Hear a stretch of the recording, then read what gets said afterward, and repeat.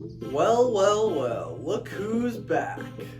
Well, I guess I'm back too since I'm in front of the camera. Today on Stuff with Nick, we're going to talk about, wait for it, patience. Get it? See what I did there?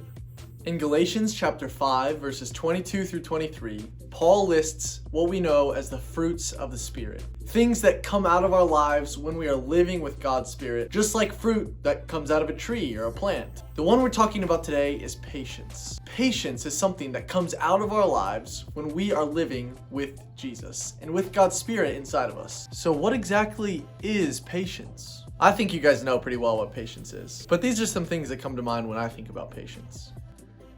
Watching golf on TV, or trying to play golf in real life, doing your math homework that drives you insane, trying to study for a test and you just can't remember anything, or getting good at a sport like basketball.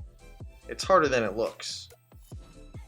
You can find examples of needing patience every single day. The list goes on and on and on, but the bottom line is, a lot of times when we need to be patient, we don't want to be. So who can we look to that was the ultimate example of patience? Jesus. In so many stories in Matthew, Mark, Luke, and John, we see that Jesus was patient with the way that he used his time, the conversations that he had with other people, and he wasn't hurried to go from one place to the next. And the Bible tells us that Jesus was the reflection of the Father who no one has ever seen. So by Jesus being patient, we see that God is patient. Another example is a fruit tree. Kind of like we're talking about the fruit of the Spirit. Look at this example. Do you think this apple tree came into being overnight?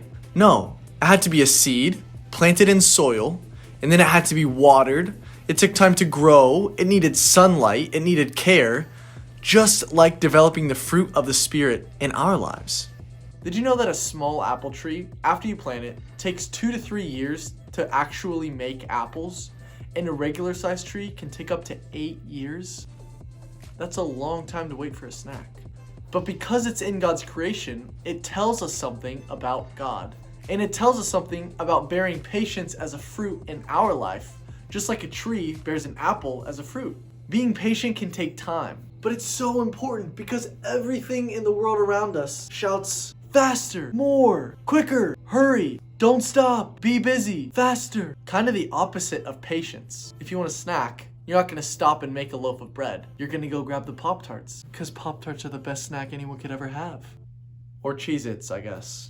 So as 4th and 5th graders, if you become patient, just like Jesus is patient, by living with God's Spirit inside of you, people around you are going to notice. And you have the opportunity to do that. Not for your own glory, but for the glory of God. Here's the last thing I'm going to leave you with. Do you think God is patient with you? What about when you don't do what you're supposed to?